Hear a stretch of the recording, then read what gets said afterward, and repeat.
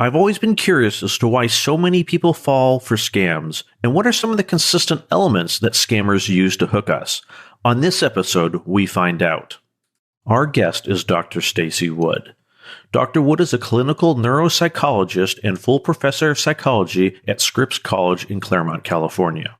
She is an expert on a number of issues related to neuropsychology, including aging, decision-making, and capacity issues.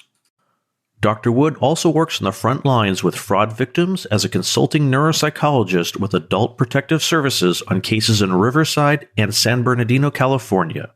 I'm your host, Chris Parker, and this is the Easy Prey Podcast.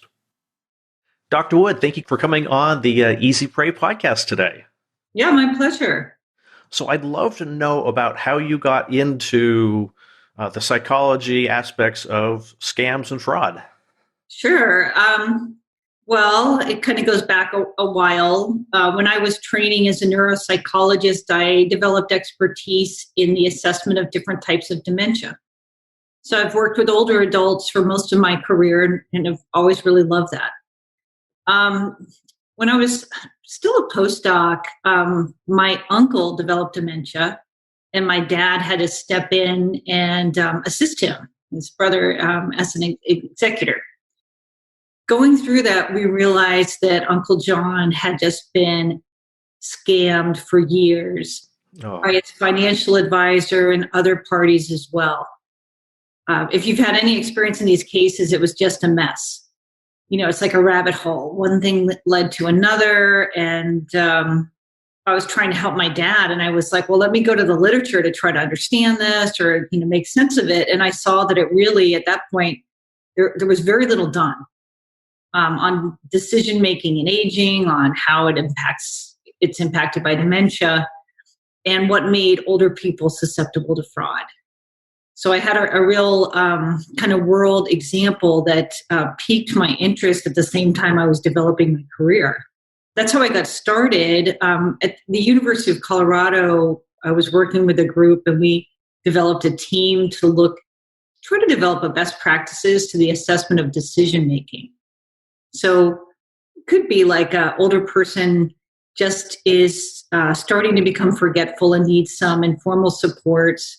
At what point do you need to put in formal supports? We were trying to come up with tools to help us make those clinical decisions. I moved back to LA, and I learned that LA was starting this really innovative team, an elder abuse forensic center. Ooh, sounds neat. Yeah. It's housed at USC. And it was a partnership between the university and law enforcement.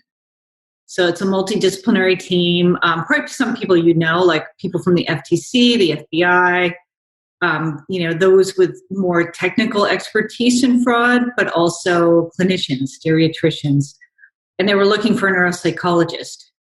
So I was on sabbatical that year, and I applied, and the interview was bringing me out on a call to interview a scam victim out in the field. And I was just totally hooked to be able to help my community, to see how things were working, like really breaking it down. Like when you're interviewing scam victims, you start to understand the complexity of these things. So that is how I started to develop my expertise as a clinician. And right now I am a consulting neuropsychologist in San Bernardino and in Riverside County, playing that same role. So going on calls, interviewing victims, and working with the elder abuse forensic teams. Gotcha. That's really an amazing background. I think from everyone that I've talked to who's involved in doing anything on fraud awareness, everybody has some personal connection to wanting to be involved. There was a particular woman who had contacted my website about a number of years ago about having lost some money. And as I started talking with her, I found out that she had made friends with these quote unquote American contractors, in the Middle East. And by contractors, I mean military contractors. They went on holiday to the UK, told her that we want to play the lottery, and the elaborate story of Yeah, if we play the lottery, we can't win because we're currently under contract with the U.S. military, but we can put your name down and we'll split the money if we win. And lo and behold, as these scams go, they won. How about that? Then come the fees. Oh, well, we need this kind of money for this documentation, this money for that. Now we need to move the money here, move the money there. And this poor woman gave them her entire life savings, got a second mortgage on her house, and the entire life, all of that money, and then they just disappeared. I hear stories like that, and it's just totally heartbreaking. Yeah. But I was amazed about how much work the scammers put in on the front end of this story, that they groomed this poor woman for months. It wasn't like she received an email saying, hey, I'm a Nigerian prince with $50 billion. I'm going to give it to you. But she had almost daily interactions with these people for several months before anything even got remotely suspicious. Yeah, I mean, they use very complex psychological tactics, when you really look at the elements of the correspondence and the frequency. And in this case, a lot of Americans are patriotic. And I'm sure you see it all the time, that evoking the military, it provides this veil of authority or legitimacy. Mm-hmm. And I've been hearing now that there's similar scams like Americans trapped overseas. They can't get home, but they have their money, but they just need to move it to U.S. accounts and also this military contractor idea. So, yeah, it is sad. Yeah, it's particularly disturbing. So you talked a little bit about focusing on elders. I know there was a study a number of years ago, or I believe it was a study a number of years ago, that seemed to indicate that elders were more likely to become scam victims. But I've also read some stories recently that actually millennials are now having a higher propensity towards scam victims. So is it just that there actually is a neurological reason why elderly are more susceptible to it, or is it just a matter of those are just kind of the target audiences? That's been a question we've been asking in my lab. And as you summarized, there's mixed results. So this is my take on the data. For older adults, if a person does not have what I call if they're aging normally, they don't have a dementia, they're not depressed, they're not a recent widow, they're not necessarily at higher risk. Mm-hmm. But among older people, there are certain risk factors that are more common. So what I call non-normative aging.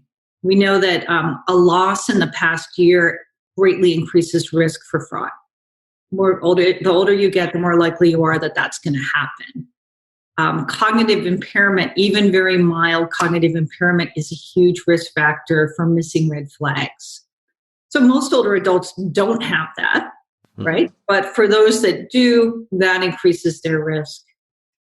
Kind of more generally, what we're seeing is that same trend with millennials, is it comes down to targeting and exposure.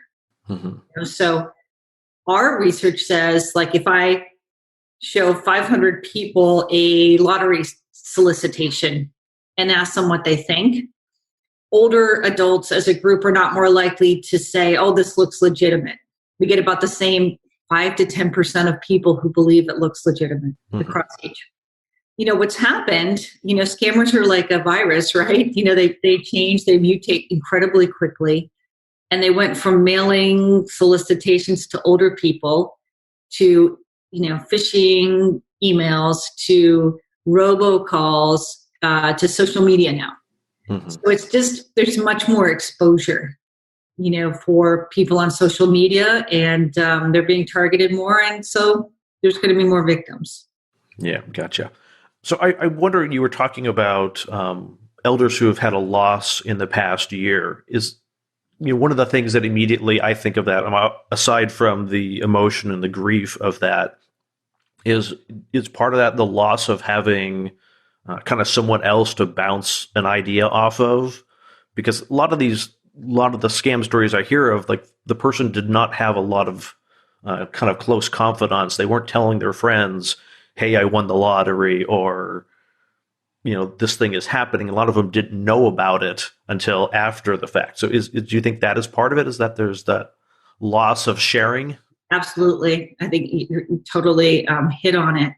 So whenever you have a loss like that, it's a huge transition, in your life. And so it can be the loss of a sounding board and isolation.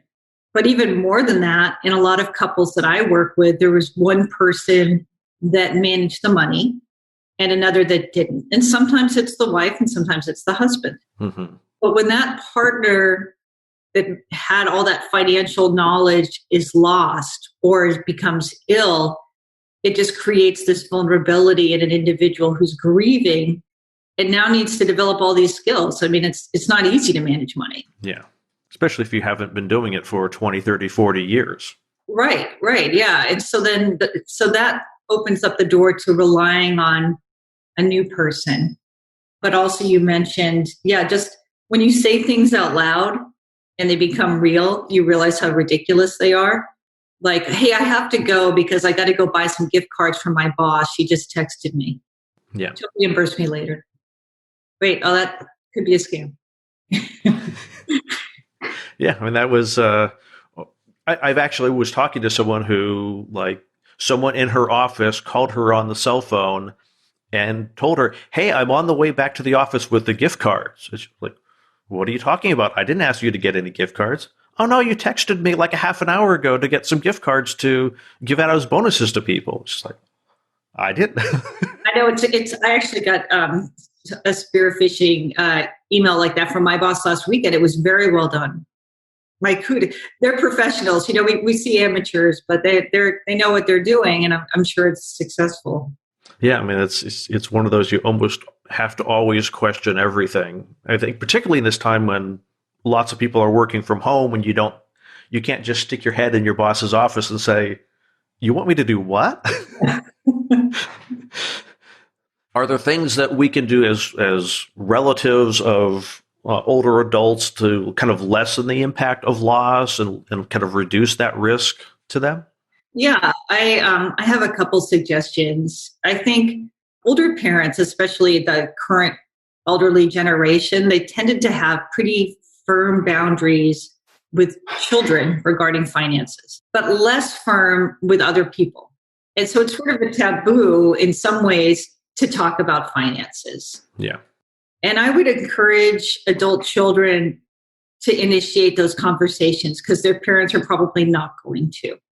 And as you and I both know, scammers have no shame. Yeah. They'll initiate them 20 times a day.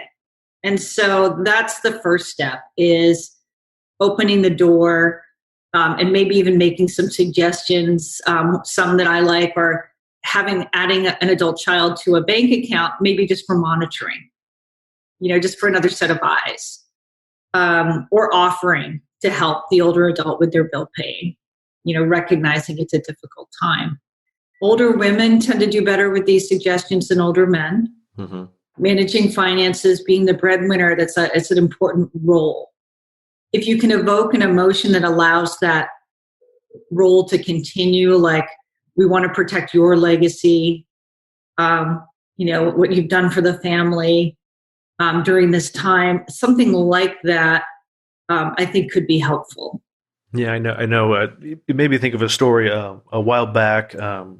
So my wife and I, friends, the husband's father went missing, and he had dementia, and he just, went out one day, and they just no idea where he was, didn't take a cell phone with him, and they were just like, we have no idea, where do we go? Where do we go? What do we do? And the husband was in law enforcement, and so they were fortunate enough to be able to get access to his credit card accounts.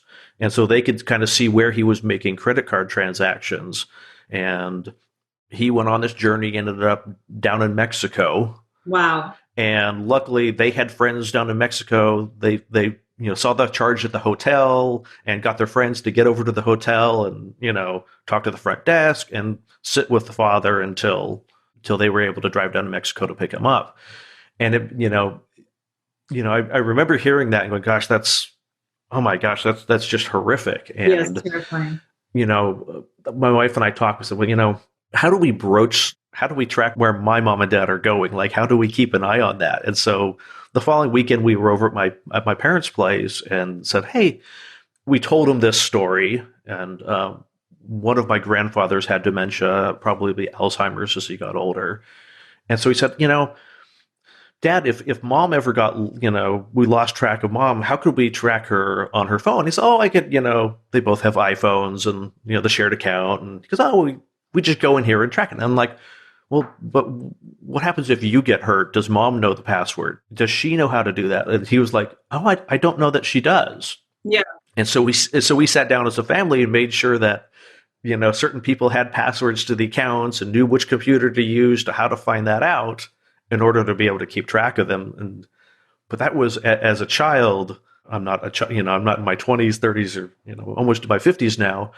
That was a challenging conversation to have with my parents, because it was this very much a shift in dynamic of, you've taken care of me and watched out for me all these years. Now I have to start thinking about laying the groundwork of taking care of you guys as you guys age.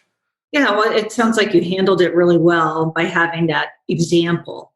And I think that's a good tactic for adult children to use. Like, this thing happened, it made me start to think about our family and how we could protect ourselves. Because, as you know, scammers they have no shame. They'll approach people like that story you told about the man driving to Mexico. Just think how vulnerable he was the entire time. Yep. he could have, fortunately, nothing bad happened. He was just disoriented and was going on vacation or something like that. But right, to a place he probably knew. But he so easily along the way, if someone had, some criminal had been observant, very much could have, wiped out his bank account, taken his credit cards, hurt him. Who knows what could have happened. So on that really sad note, let's shift paces. And I'm really curious about kind of the psychology of why we've kind of fall for these scams. I know I very often talk about that there's an emotional component and an urgency component to scams. And I'm kind of wondering, is there a reason why that combination of things makes us more susceptible, makes us kind of lower our guard in making decisions? Kind of drawing on basic research and decision making, theorists talk about having kind of two modes for decision making. And I'm going to use Daniel Kahneman's framework, where he talks about a system 1 and a system 2. So system 2 is deliberative, analytical, slow, when it involves new learning. So a system 2 decision might be, if you said, interest rates are really low right now, maybe we should refinance our house. And you did the math and you got different quotes and you talked with it, with your family, and ultimately you make a decision. System 1, on the other hand, is more impulsive and automatic. And we rely on heuristics, or just, kind of algorithms in our decision making. And most decisions we make are system 1. We really don't have the resources to dig into every small decision you make during the day. Mm-hmm. Like breakfast, you probably have a heuristic. You probably have 1 or 2 go-tos. And it doesn't take a lot of cognitive resources to decide what you're going to have for breakfast. But that system 1, even though it's really efficient, it's not detail-oriented, and it's quick, and it doesn't learn. So you're kind of relying on past experience and going with your gut. So scammers, I don't know if they read Thinking Fast and Slow by Daniel Kahneman, but they certainly have gotten the message that putting consumers into that system one framework means they'll act more impulsively or automatically and not really think through the decision. Mm-hmm. Tactics that they use for that are reliance on heuristics. So like authority, that like, the IRS is emailing me. Oh, it's my boss. So that shifts me already. If my boss is calling me, are texting me, I'm going to respond. I'm using that as a heuristic. Mm-hmm. Also, that scarcity, I'm sure you've heard this before. When there is scarcity, it causes consumers to act more quickly. So it's just a marketing principle. Like, when you're when you were looking for a flight and it said like only 2 seats left at this price, like we have no idea if that's true, right? Yeah, that's true. Only 4 left in stock. Yeah, 4 left in stock, right? But it's to shift consumers into this more impulsive, automatic mode by highlighting scarcity. And now we actually have scarcity, and some true scarcity, and that's going to increase that stress and reliance on system one. So are there ways that we can kind of identify when we're getting moved from a system 2 deliberate decision model to a system 1 impulsive decision? Kind of like how do we like see when that's happening in ourselves? Is there a way to see it? That's such a great question. I mean, when we're reacting instead of just acting, I don't know that I have a one-size-fits-all answer for that. It would probably depend on the person. More, I would recommend just taking time out before making a decision, or finding a sounding board, running something, slowing it down so you have a chance to engage that deliberative processing. When fear is triggered, when your amygdala is activated, when threat's activated, it actually inhibits the brain regions responsible for decision 2 thinking. That's horrible. At the time that we most need logic and reasoning, our brain has kind of turned that piece off. Right, for speed. So imagine you're walking and you see a snake on the path in front of you. You immediately jump, right? You act. Yeah.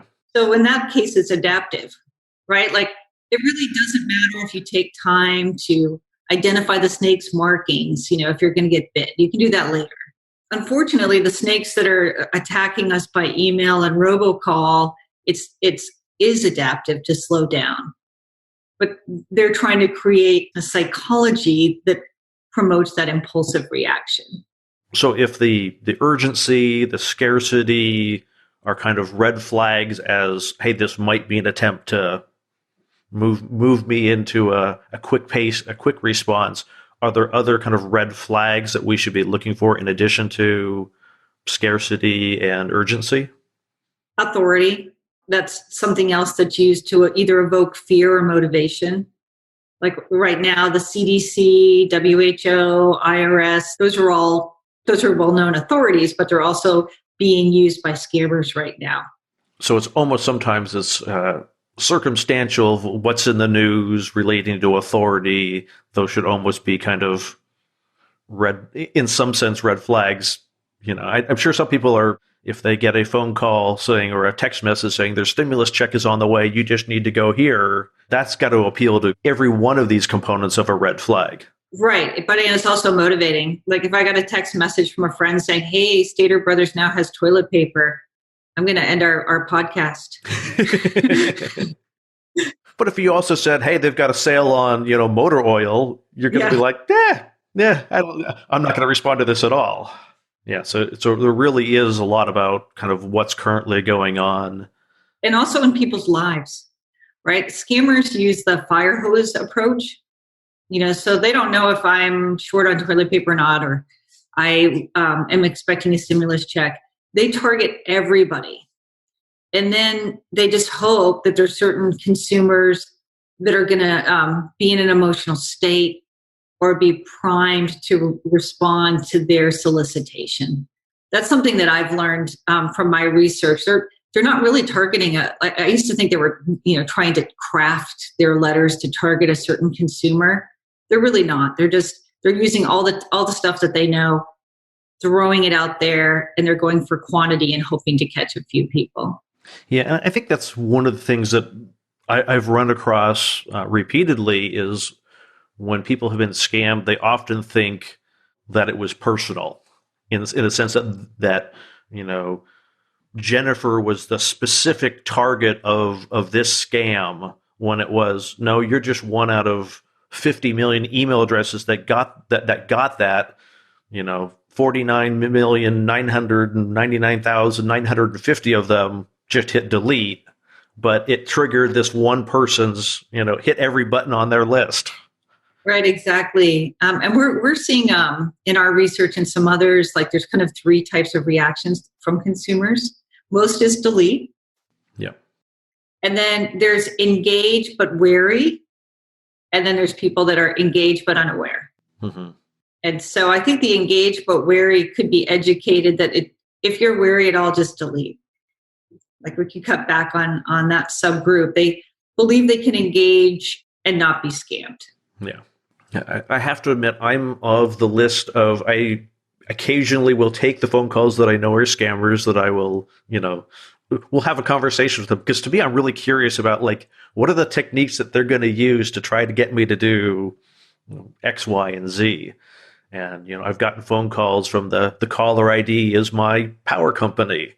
And I'm like, I know I paid my bill. So when they say, you didn't pay your bill. Well, that's good. Yeah. That's a good scam. I mean, because for my more forgetful clients, that might be effective. Yeah. I mean, the scam was basically, hey, I'm calling from your power company, which I'm not saying what it is now, but they were saying what it was. It matched with the caller ID. So if you Googled the caller ID, it looked like it was coming from that company. And they basically said, hey, we didn't receive your last payment. I was looking through your case and I saw the guy is out on the way to your house right now to turn off your power.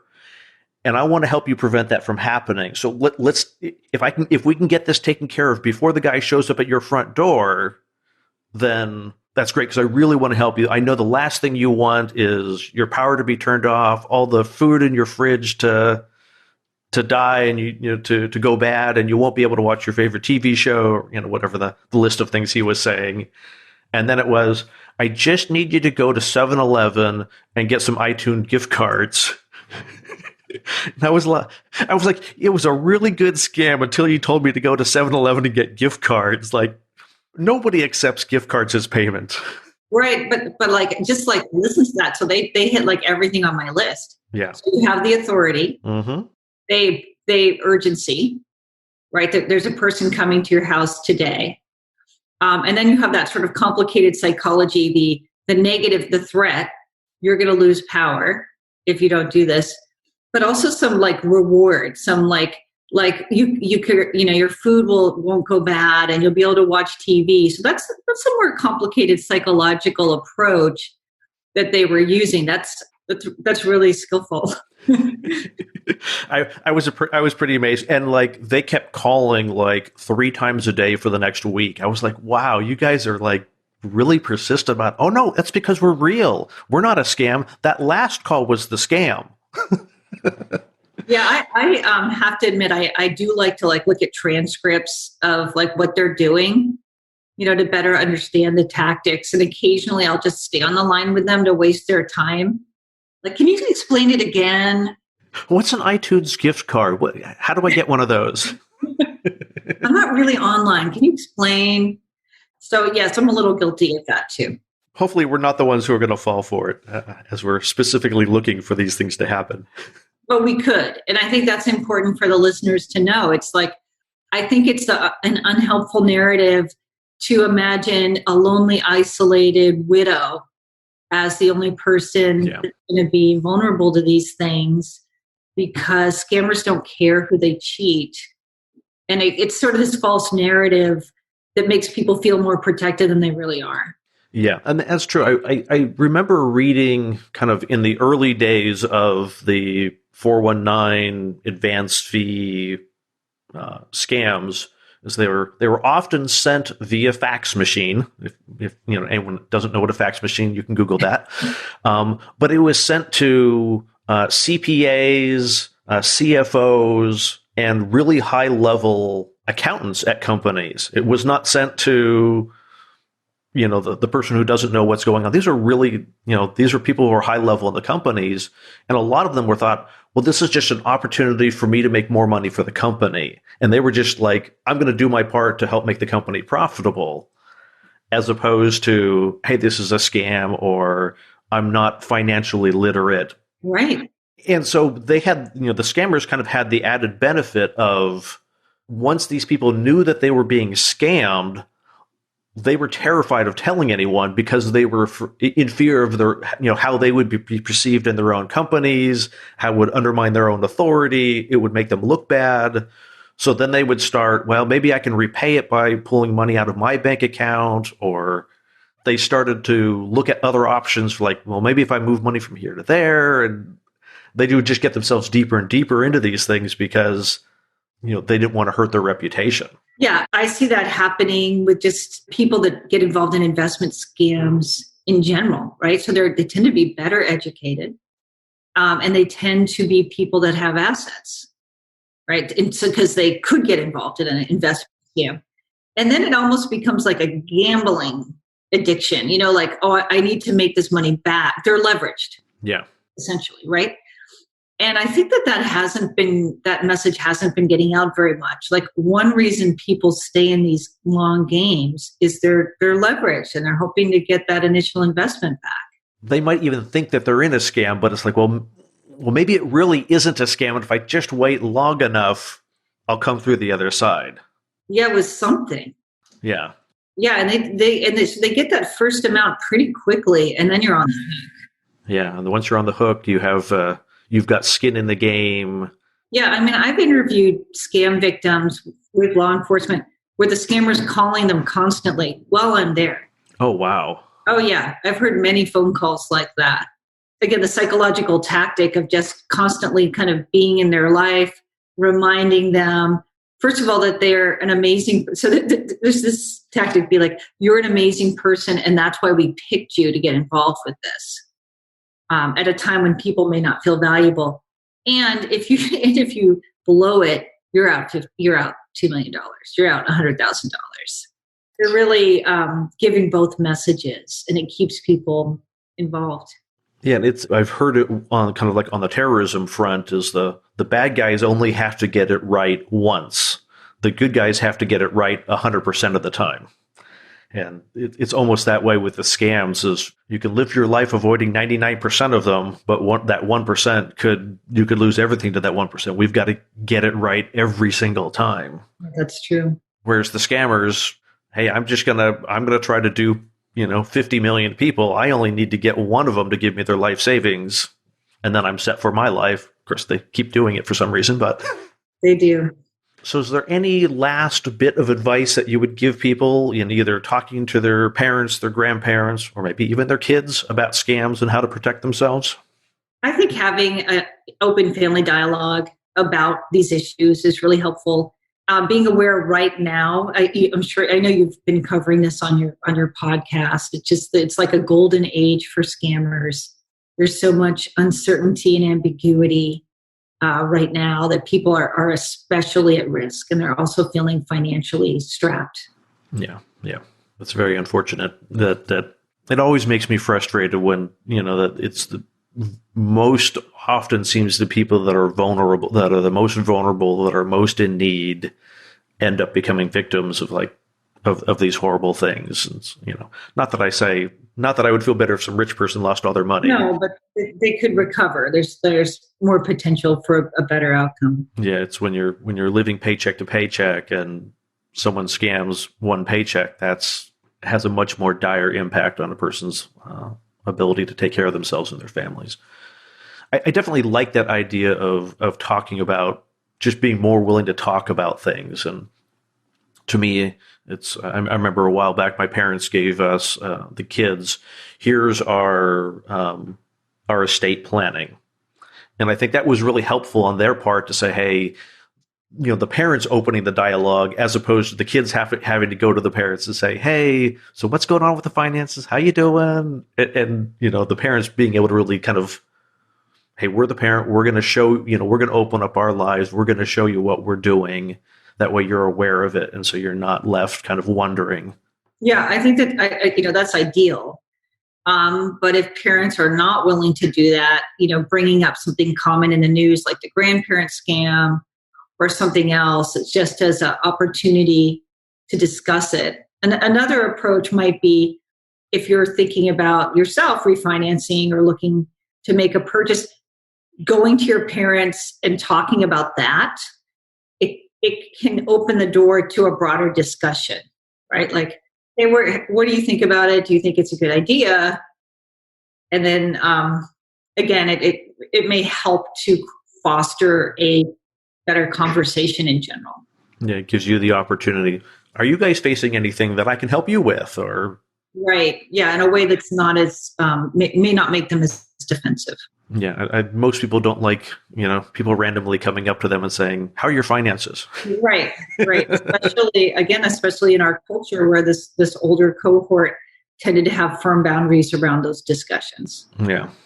That's figure out how to lower those boundaries in a good way. Yeah. Not a bad way. With the scammers, yeah. Well, I really appreciate you coming on the podcast. If anyone wants to learn more about you and what you do, is there a place where we can send them? I have a website, drstaceywood.com.